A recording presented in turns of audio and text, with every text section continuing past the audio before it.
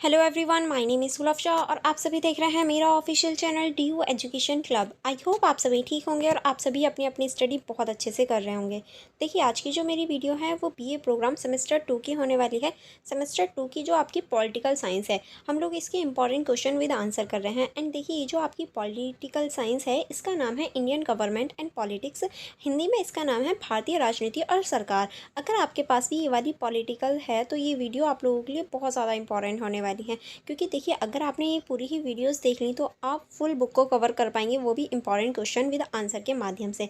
And देखिए, इसका already मैंने part 1, part 2 and part 3 provide करवा दिया है। आज की हमारी वीडियो पार्ट 4 होने वाली है। तो अगर आपने प्रीवियस जो वीडियोस हैं वो नहीं देखी हैं तो लिंक आपको पूरी प्लेलिस्ट का डिस्क्रिप्शन बॉक्स में मिल जाएगा, आप उनको चेकआउट करना। एंड मेरे यूट्यूब चैनल को सब्सक्राइब करके बेल आइकन को प्रेस करना मत भूलिएगा, क्योंकि और भी ऐसे ही पार्ट्स आएंगे जो आपकी फुल बुक को कवर करेंगे। एंड लास्ट में एक और मर्ज पार्ट होगा जो सारे ही पार्ट्स का मर्ज होगा, जो आपके क्विक रिवीजन के लिए होगा इस बुक का। एंड आपको क्वेश्चन पेपर भी प्रोवाइड करवा दिए जाएंगे, तो आप जल्दी से सब्सक्राइब कर लीजिए एंड बेल आइकन को प्रेस कर लीजिए, ताकि जो मेरे अपकमिंग वीडियोस हों आप उनकी नोटिफिकेशन ले पाएँ, आप तक नोटिफिकेशन आ जाए और आप तुरंत ही उन वीडियोस को देख पाएँ। चलिए फिर बिना देरी करें हम लोग नेक्स्ट जो क्वेश्चन था वहाँ से हम लोग स्टार्ट करेंगे। ओके, नेक्स्ट क्वेश्चन है हमारा, स्त्री सिद्धांत के अनुसार लिंग को परिभाषित कीजिए। यानी जो स्त्री सिद्धांत है उसके अनुसार लिंग क्या है ये आपको बताना है। तो परिचय देखेंगे, परिचय में आप लिखेंगे, स्त्री सिद्धांत एक ऐसा विचारधारा आधारित विश्लेषण है जो समाज में स्त्रियों की स्थिति, असमानता और शोषण को समझने और चुनौती देने का कार्य करता है। यानी ये जो है, ये स्त्रियों की जो स्थिति होती है, असमानता होती है, शोषण होता है, इसको समझने और चुनौती देने का कार्य करता है। इस चिंतन के अनुसार समाज में लिंग का निर्माण केवल जैविक नहीं बल्कि सांस्कृतिक, सामाजिक और राजनीतिक प्रक्रिया है। यानी इनके अनुसार जो लिंग है, जो जेंडर है, उसका जो निर्माण है वो जैविक नहीं होता, बल्कि जो सामाजिक और राजनीतिक और सांस्कृतिक होता है, इस प्रक्रिया से होता है। क्योंकि प्रकृति ने जो जेंडर बना दिया, ठीक है, बट उसमें जो डिफरेंसेस पैदा करना होता है वो हमारी संस्कृति, सामाजिक और राजनीति ये सारे कार्य करती हैं। यानी इन सब का ही रोल होता है जेंडर में डिफरेंसेस पैदा करना। ठीक है, चलिए आगे बढ़ेंगे। आगे अब हम देखेंगे लिंग की परिभाषा। अगर हम लिंग की परिभाषा देखेंगे स्त्री सिद्धांत के अनुसार, तो इनके अनुसार आप लिखेंगे, स्त्री सिद्धांत के अनुसार लिंग और जैविक लिंग में स्पष्ट अंतर है। यानी देखिए, लिंग में और जैविक लिंग में स्पष्ट अंतर बताते हैं ये, क्योंकि इनके अनुसार जो जैविक लिंग है वो प्रकृति द्वारा है, वो जीव द्वारा नहीं है, जिसको हम सेक्स बोलते हैं। लेकिन जो लिंग इनके अनुसार जेंडर है वो समाज द्वारा निर्मित होता है, जो समाज में हम असमानता देख सकते हैं। देखिए, आपको परिभाषाएं एज इट इज़ याद करनी होती हैं, तो आप इनमें चेंजेस नहीं कर सकते। ठीक है, अगर हम लैंगिकता यानी सेक्स की बात करें तो यह व्यक्ति में जैविक गुणों पर आधारित होता है, जैसे पुरुष या स्त्री। यानी जो जेंडर है या ये कहें जो सेक्स है वो स्त्री और पुरुष के आधार पर हो सकता है। लेकिन जो लिंग है ये सामाजिक रूप से निर्मित भूमिका, व्यवहार, उपेक्षा और पहचान को दर्शाता है। जैसे पुरुषों को शक्तिशाली और महिलाओं को कोमल माना जाता है। यानी देखिए, जो जेंडर है वो हमारे व्यवहार, भूमिका और जो हमारा समाज है उसके द्वारा निर्मित है। जैसे कि पुरुषों को तो शक्तिशाली और महिलाओं को कोमल माना जाता है। आपने सुना होगा जो ये होते हैं कि मर्द को दर्द नहीं होता। भाई क्यों दर्द नहीं होता, क्या वो इंसान नहीं है? तो ये वाली कहावतें हैं। या फिर एक और कहावत है कि लड़कियों जैसे रो रहे हो। लड़कियां ही थोड़ी ना रोती हैं भाई, लड़के भी रो सकते हैं, रोने में क्या प्रॉब्लम है, वो तो फीलिंग्स होती हैं, किसी की भी हो सकती हैं। तो ऐसी कहावतें हम देख सकते हैं अपने समाज में। ठीक है, आगे हम देखेंगे, लिंग एक सामाजिक संरचना है जिसमें पितृसत्तात्मक समाज में निर्मित किया है। समाज ने स्त्री और पुरुष के बीच कृत्रिम अंतर पैदा कर स्त्रियों को पारिवारिक, आर्थिक और राजनीतिक जीवन में द्वितीय स्थान पर रखा है। यानी देखिए, अगर हम लिंग की बात करें तो ये पितृसत्तावादी जो समाज है उसके द्वारा निर्मित है। क्योंकि आप देखेंगे, जो पिता हैं या पुरुष समाज है उसको हमेशा स्त्री समाज से ऊपर रखा जाता है।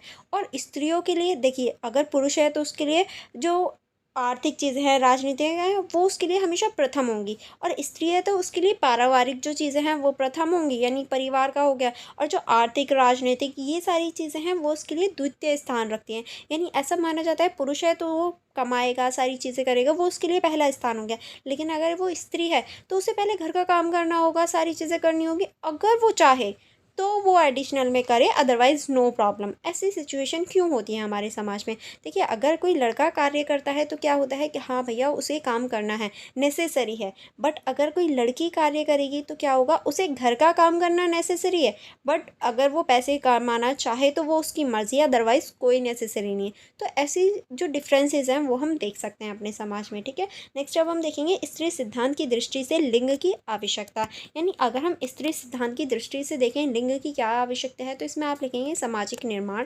किस तरह से लिंग कोई ही प्राकृतिक सत्य नहीं बल्कि समाज द्वारा बढ़ाया गया एक ढांचा है जिसमें स्त्रियों को घरेलू और पुरुषों को सार्वजनिक क्षेत्रों से जोड़ा गया है। यानी इनके अनुसार जो लिंग है वो कोई प्राकृतिक चीज़ नहीं है कि हाँ चलो ईश्वर या भगवान या फिर अल्लाह ने बना दिया तो हमें उसे फॉलो ही करना है। नहीं, ऐसा कुछ नहीं है, बल्कि ये तो समाज द्वारा बनाया जाता है, जो कि स्त्रियों को घरेलू और पुरुषों को सामाजिक बनाने के लिए है। कि भैया पुरुष है तो वो बाहर जाके काम करेगा, स्त्री है तो वो घर में रहकर घर संभालेगी।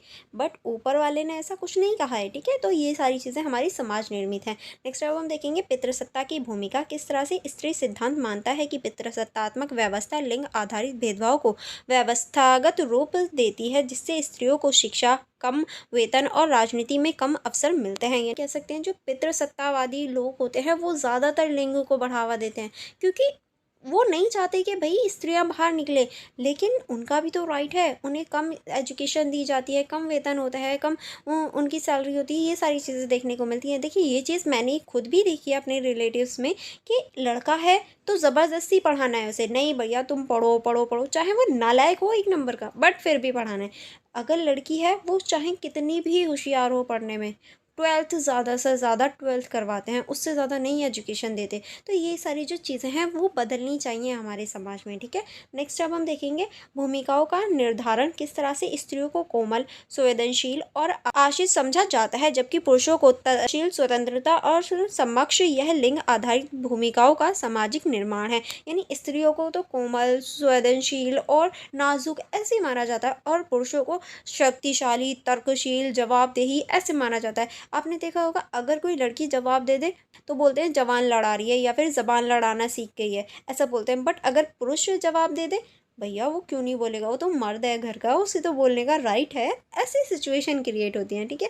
अब हम देखेंगे इसका महत्व में आप लिखेंगे स्त्री सिद्धांत ने लिंग के विचारों को केवल जैविक नहीं बल्कि एक राजनीतिक और सामाजिक मुद्दे मानते हैं। इसने इन लिंग को उस शक्ति संरचना से जोड़ा है जो स्त्रियों के अवसरों और अधिकारों को नियंत्रित करती है, ताकि स्त्रियों को भी आगे बढ़ाया जा सके, ठीक है। चलिए अब हम देखेंगे निष्कर्ष की और निष्कर्ष हम देखेंगे स्त्री सिद्धांत के अनुसार लिंग केवल जैविक नहीं बल्कि सामाजिक सांस्कृतिक निर्मित है।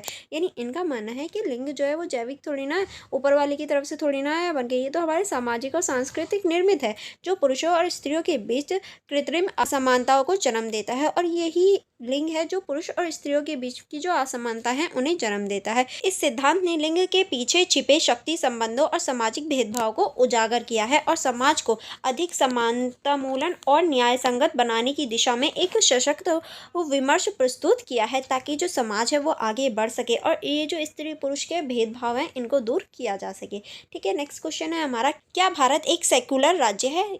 अब ये क्वेश्चन बन सकता है कि भारत एक सेक्युलर राज्य है या नहीं है, तो किस तरह से ये आपको बताना है। चलिए देखेंगे परिचय में। भारत एक बहुधार्मिक, बहुजातीय और बहुसांस्कृतिक देश है जहां विभिन्न धर्मों के लोग एक साथ रहते हैं। ऐसे देशों के लिए धर्मनिरपेक्षता का आवश्यक राजनीतिक सिद्धांत बन जाता है। यानी देखिए हमारा जो भारत है वो बहुधार्मिक, बहुजातीय, बहुसांस्कृतिक देश है जिसमें धर्मनिरपेक्षता बहुत ज़्यादा इंपॉर्टेंट रोल निभाती है।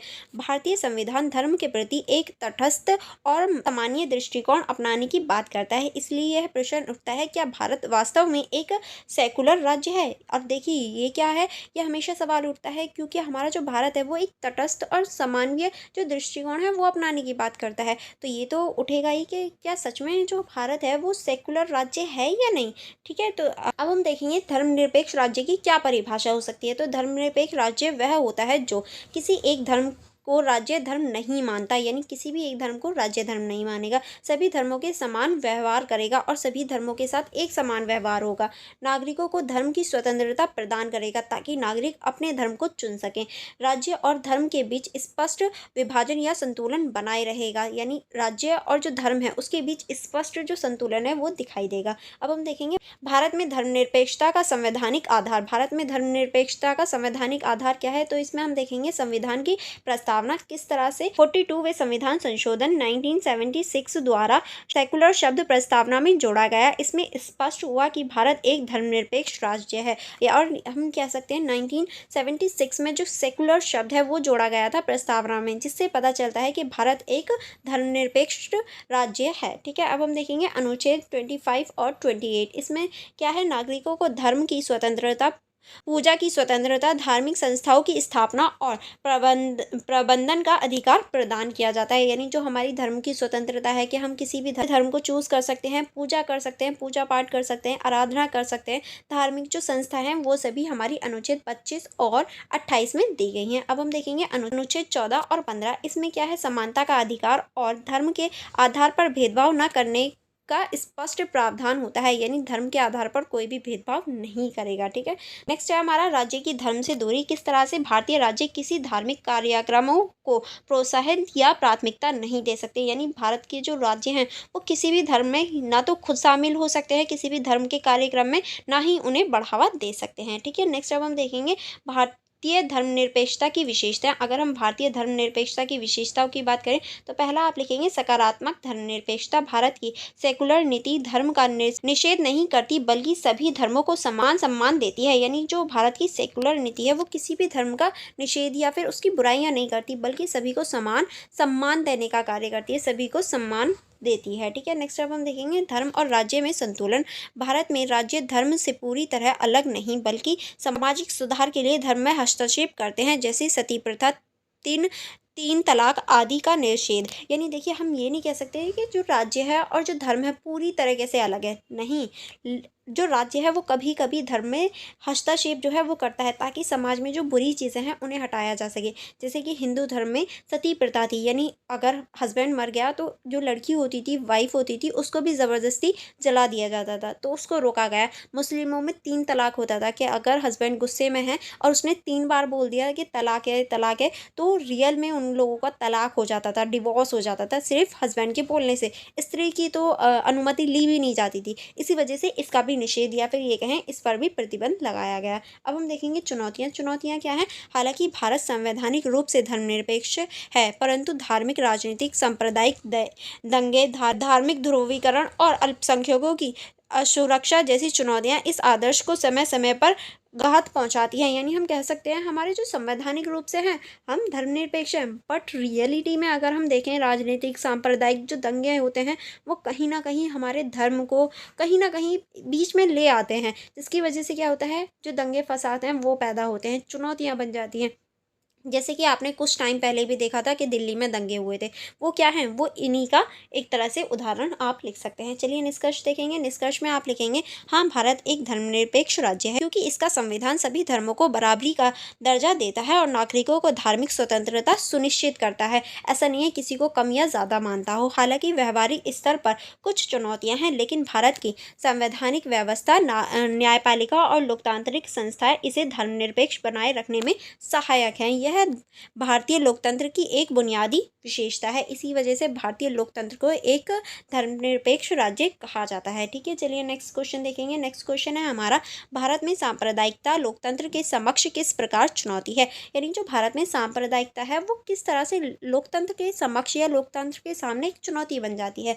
तो हम देखेंगे परिचय से। परिचय में आप लिखेंगे भारत एक बहुधार्मिक और बहुसांस्कृतिक देश है, जहाँ विभिन्न धर्म, जातियों और समुदायों के लोग सदियों से एक साथ रहते हैं, लेकिन समय समय पर सांप्रदायिकता ने इसे एकता को चुनौती दी है। यानी देखिए हमारा जो भारत है वो बहुसांस्कृतिक बहुधार्मिक देश है, जहाँ अभी से नहीं सदियों से सब लोग एक साथ रहते हैं, लेकिन कभी कभी जो सांप्रदायिकता है वो चुनौती पैदा कर देती है। सांप्रदायिकता वह विचारधारा है जिसमें धर्म को राजनीति का आधार बनाकर एक समुदायों को दूसरे के विरुद्ध खड़ा किया जाता है। यानी सांप्रदायिकता का अर्थ ही ये है कि धर्म के आधार पर जब एक समुदाय को दूसरे समुदाय के विपक्ष या फिर विरोध में खड़ा कर दिया जाए, वही सांप्रदायिकता है, यानी धर्म के आधार पर लड़ाई करवाना। ठीक है, यह प्रवृत्ति भारतीय लोकतंत्र के मूल सिद्धांत जैसे धर्मनिरपेक्षता, समानता और न्याय के विरुद्ध होती है, क्योंकि हमारा जो भारतीय संविधान है वो धर्मनिरपेक्षता, समानता और न्याय की बात करता है। बट जब लोग आपस में ही धर्म के नाम पर लड़ते हैं तो ये इसका विरोध करती हुई दिखाई देती है। अब हम देखेंगे सांप्रदायिकता से लोकतंत्र को उत्पन्न होने वाली चुनौतियाँ, यानी सांप्रदायिकता के कारण कौन कौन सी चुनौतियाँ पैदा होती हैं लोकतंत्र में। तो पहला आप लिखेंगे सामाजिक एकता का खतरा। सांप्रदायिकता से समाज में विभाजन, अविश्वास और हिंसा की स्थिति उत्पन्न होती है, जिससे भारत की एकता में विविधता की भावना को ठेस पहुंचती है। यानी देखिए, जो सांप्रदायिकता है वो विभाजन, अविश्वास, हिंसा ऐसी स्थितियां पैदा करती है, जिसकी वजह से जो विविधता में एकता है उसको खतरा मिलता है या वो खतरे में पड़ जाती है। नेक्स्ट अब हम देखेंगे धार्मिक अल्पसंख्यकों की असुरक्षा। किस तरह से जब धर्म के आधार पर राजनीति की जाती है तो अल्पसंख्यक समुदाय असुरक्षित महसूस करते हैं और राजनीतिक बहिष्कार का शिकार हो जाते हैं। और जो सबसे ज़्यादा पिछड़ा हुआ दबका होता है या जो अल्पसंख्यक होते हैं वही ऐसी चीज़ों में पिस जाते हैं। ठीक है, नेक्स्ट अब हम देखेंगे लोकतांत्रिक संस्थाओं की कमज़ोर पड़ना। किस तरह से सांप्रदायिक राजनीतिक स्वतंत्र और निष्पक्ष चुनावों को प्रभावित करती हैं। वोट बैंक की राजनीति में लोकतंत्र की जगह धर्म आधारित ध्रुवीकरण को प्राथमिकता दी जाती है। यानी अगर ऐसी सिचुएशन होती है तो क्या होता है, जो लोकहित होता है उसको छोड़ के जो धर्म आधारित प्राथमिकता है वो बढ़ जाती है। नेक्स्ट अब हम देखेंगे मानवाधिकारों का उल्लंघन। किस तरह से, इसमें आप लिखेंगे सांप्रदायिक दलों और हिंसा में नागरिकों के मूल अधिकारों का उल्लंघन होता है, जैसे जीवन का अधिकार, धार्मिक स्वतंत्रता। ऐसे जो अधिकार होते हैं उनका उल्लंघन हम देख सकते हैं, क्योंकि सभी लोग बंद हो जाते हैं, मार काट पर आ जाते हैं, जिसकी वजह से जीवन का अधिकार, धार्मिक जो स्वतंत्रता है उसका विरोध होता है। ठीक है, नेक्स्ट अब हम देखेंगे धर्मनिरपेक्षता का आहत। किस तरह से धर्मनिरपेक्षता पर आहत होता है। भारत का संविधान धर्मनिरपेक्षता को एक मूलभूत विशेषता मानता है, लेकिन सांप्रदायिकता विचारधारा संविधान की इस भावना को कमजोर कर देती है, क्योंकि अगर सांप्रदायिकता होती है, धर्म के आधार पर दंगे फसाद होते हैं, तो हमारे भारत की जो धर्मनिरपेक्षता की नीति है या ये कहूँ जो सिद्धांत है वो बहुत ज़्यादा ठेस पहुँचती है, क्योंकि हमारा भारत ही ऐसा है जिसमें हम लोग धर्मनिरपेक्षता को अपनाते हैं, जो हमारी विभिन्नताओं में विशेषता बनती है। ठीक है, अब हम देखेंगे प्रमुख उदाहरण। अगर प्रमुख उदाहरणों की बात करें, इसके कौन कौन से उदाहरण हो सकते हैं, तो इसमें आप पहला लिखेंगे 1984 सिख विरोधी दंगे हुए थे। फिर उसमें आप लिखेंगे 1992 बाबरी मस्जिद विध्वंस और उसके बाद दंगे हुए थे। 2002 में गुजरात के दंगे हुए थे और 2020 में दिल्ली सांप्रदायिक हिंसा हुई थी। 2020 वाली तो आपको पता भी होगा, क्योंकि उस टाइम पे बहुत तगड़े दंगे हुए थे दिल्ली में। वो चीज़ तो मैंने भी फेस की है अपनी लाइफ में। सच में बहुत ज़्यादा डर का माहौल होता है, तो इसीलिए दंगे फसाद सच में बहुत बुरी चीज़ है। इसीलिए लोगों को एजुकेशन देना आवश्यक है, ताकि हम अपने देश के लोगों से ना लड़ें। जो हमारी रियलिटी में ज़रूरतें हैं, जैसे हमारी शिक्षा हो गई, रोज़गार हो गए, हमारी स्वास्थ्य हो गई, उस पर ध्यान दिया जाए। धर्म के आधार पर दंगे फसाद इन सारी चीज़ों पर ना ध्यान दिया जाए। ठीक है, इन सारी चीज़ों को छोड़ दिया जाए। ये वाली चीज़ तो आप मुझे बताना कमेंट में कि किसने फेस की थी 2020 के जो दंगे हुए थे। ठीक है, इन घटनाओं ने लोकतंत्र में विश्वास को कृत्रिम धार्मिक विभाजन से झंझोर दिया था, क्योंकि हम भी देख सकते हैं इनकी वजह से बहुत सारा अभी तक प्रभाव हम देख सकते हैं। ठीक है, आगे हम देखेंगे निष्कर्ष में आप लिखेंगे सांप्रदायिकता केवल धार्मिक असहमति नहीं बल्कि एक राजनीतिक हथियार भी बन गई है, जो लोकतंत्र को कमजोर करती है। यानी देखिए, जो सांप्रदायिकता है वो सिर्फ धार्मिक ही नहीं रह गई है, अब राजनीतिक हथियार बन गई है, जो कि लोकतंत्र को कमजोर करती है। भारतीय लोकतंत्र की सफलता इस बात पर निर्भर करती है कि क्या हम सांप्रदायिकता की राजनीति से ऊपर उठकर साझा नागरिकता, धर्मनिरपेक्षता और सह अस्तित्व को अपनाते हैं। यानी हमारे जो देश की जो राजनीति है या ये कहें जो हमारे देश की तरक्की है, वो इस बात पर निर्भर करती है कि हम जो हमारी नागरिकता है, धर्मनिरपेक्षता है और सह अस्तित्व है, उसे अपना पाएंगे या नहीं। ठीक है, यानी जो हमारी सांप्रदायिकता की राजनीति है उससे ऊपर उठ पाएंगे या नहीं। अतः सांप्रदायिकता का विरोध और लोकतांत्रिक मूल्यों की रक्षा भारत के भविष्य के लिए आवश्यक है। अगर हमने इन सबको नहीं रोका, हमने सांप्रदायिकता के विरोध नहीं किया या सांप्रदायिकता से नहीं उभरे, तो हमारा भविष्य शायद अच्छा तो बहुत दूर की बात है, शायद हो भी ना, हम भविष्य में रह भी ना पाएँ। ठीक है, तो ऐसी सिचुएशन क्रिएट हो सकती हैं। इसी वजह से ये सब्जेक्ट आपको, ये टॉपिक आपको इसी वजह से पढ़ाया जा रहा है, क्योंकि आप भी समाज के लोग हैं, हम भी समाज के लोग हैं, और पढ़ाने वाले भी और पढ़ने वालों भी, दोनों को ये नॉलेज होनी चाहिए कि हमें क्या चीज़ सही है, क्या चीज़ गलत है। दोनों को इसी वजह से ये चीज़ दिखाई जाती है या पढ़ाई जाती है, ताकि आप लोग ही फ्यूचर हैं आगे का, ताकि आप लोग समझ सकें, जो सांप्रदायिकता है उसको रोक सकें। अगर इन फ्यूचर कुछ ऐसी कंडीशन बनती है तो आप समझदारी से काम लें, सांप्रदायिकता को ना बढ़ावा दें, जैसे कि 2020 में हुआ था। वो दंगे फसाद दोबारा ना हो, ऐसी सिचुएशन क्रिएट ना हो, इसी वजह से आप लोगों को ये सारी चीज़ें पढ़ाई जाती हैं। ठीक है, आई होप आपको ये सारे क्वेश्चन यहाँ तक समझ में आ गए होंगे। अगर आपको किसी क्वेश्चन में या कहीं डाउट हो तो आप मुझसे पूछ सकते हैं, अदरवाइज इससे आगे के जो क्वेश्चन है वो हम लोग नेक्स्ट वीडियो यानी पार्ट 5 में डिस्कस करेंगे। चलिए, for more connectivity, for more videos, आप जल्दी से मेरे यूट्यूब चैनल को सब्सक्राइब कर दीजिए एंड मेरे टेलीग्राम ग्रुप को चेकआउट कर लीजिए, मेरी इंस्टाग्राम आईडी को भी चेकआउट कर लीजिए, ताकि जो मेरी अपकमिंग वीडियोस हों आप उन्हें देख पाएँ और अपनी स्टडी कंटिन्यू कर पाएँ। एंड अगर आप इन सभी की सेल्फ स्टडी करना चाहते हैं तो आप लोग मेरे यूट्यूब चैनल की मेंबरशिप ज्वाइन कर सकते हैं, अदरवाइज़ मेरा टेलीग्राम ग्रुप ज्वाइन कर सकते हैं। दोनों ही जगह प्रोवाइड करवा दिए जाएंगे। अगर फिर भी आपको कोई डाउट रह जाता है या कोई कहीं कन्फ्यूजन रह जाती है तो आप मुझसे कमेंट बॉक्स में पूछ सकते हैं। आप वीडियो को लाइक करना एंड अपनी फ्रेंड्स के साथ शेयर करना मत भूलिएगा। चलिए फिर मिलेंगे नेक्स्ट वीडियो में। Thank you for watching everyone.